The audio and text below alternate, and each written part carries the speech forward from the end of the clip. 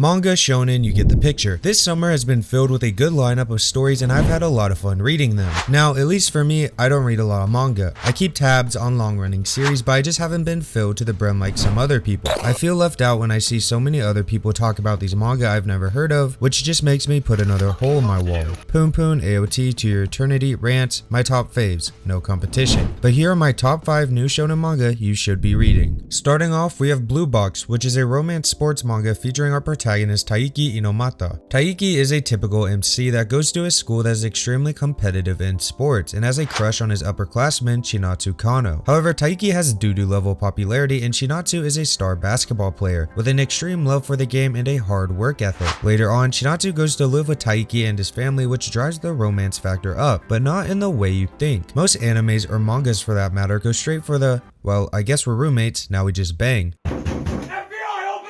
But Blue Box does not do that, thankfully. I think what really got me invested into this story was the idea that everyone wants to work hard, and their goal is never going to be handed to them. Watching Taiki go from an average badminton player to working on himself physically and mentally is something I feel like I can relate to, and the relationship between Taiki and Chinatsu feels real and normal. The supporting cast is kinda okay for now, but we'll just have to see where the author goes in the future. Better yet! If you like Baki, Kenshin, or any type of martial arts, then this takes the bakery cake. Next, we have Neru, Way of the Martial Artist, and goddamn this one is cool. Honestly, for me, I didn't think this was going to be good, but the vintage art style drew me into it. Neru Isami, or Neru, is a boy who grew up with no electricity, running water, or the internet. One day, Neru's grandpa disappeared, leaving a book which is Neru's only guide for training the martial arts. However, he meets this girl named Akebi Haiba, who takes him to this school that is completely filled with other martial arts students. To me, I can't get enough of the art. It really gives off the Sailor Moon and Yuyasha Yu Yu Hakusho vibes. And all of those were masterpieces, so why not this one? The story is short so far, but it looks very promising, and I highly recommend it to anybody who wants to jump into this kind of series.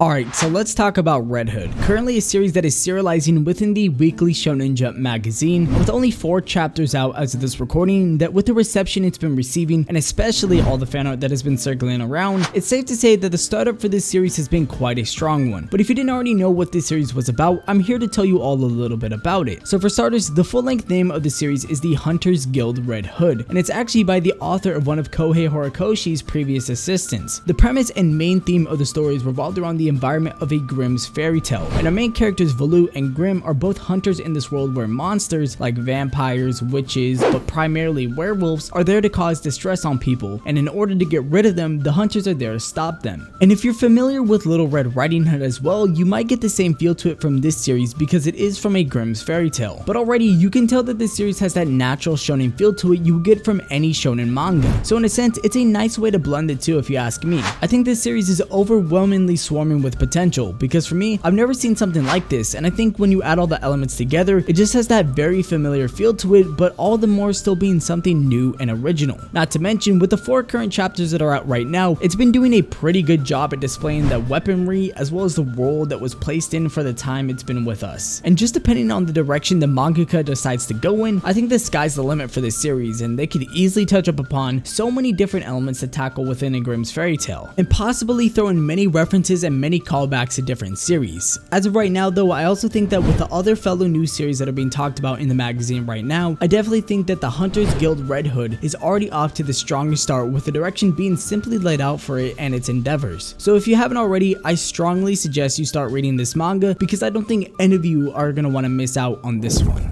Imagine you're in a plane sitting quietly minding your own business, then some asshole of a man burns your entire flight down with flame powers. Because I mean, why not? Choujin X follows Azuma Higashi and Tokyo Kudahara, and both of them are complete opposites. Azuma is at the top of his class, a crime fighter and basically just a normal MC without the isekai part, while Kudahara just follows whatever Azuma does. In the world of Choujin X, there are these people with unnatural powers, for example Fire, Snakehead, Monkey D. Luffy, but Choujin X focuses on Kudahara's individuality and how he can separate himself from Azuma. The art style of Choujin X is, how do I put this, pretty good. it. It has this immense detail in some page spreads while adding some wonky characters with either very funny designs, talking to you Crimson Chin, or simple designs for the main characters. And it's really no surprise coming from the creator of Tokyo Ghoul. For me, I'm enjoying the characters, the style, and loving the direction it's going. So it's a yes for me, and you should definitely go check it out. When Tatsuki Fujimoto released Chainsaw Man, I was hyped, you were hyped, the dog was hyped, we were all hyped. Chainsaw Man brought to the table what it means to tell a story and how to end it. So after months of nothing, we got Look Back,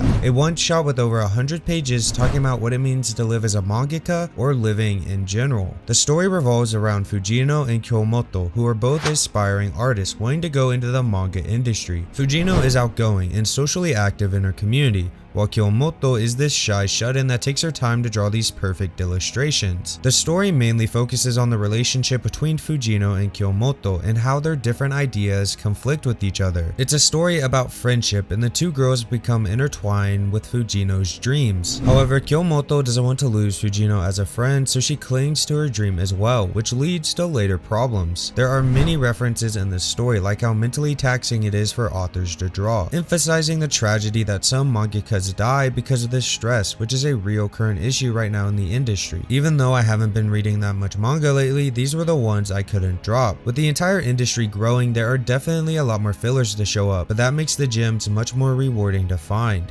Anyways, I'm Base Buffet, and I'll see you on the flip side.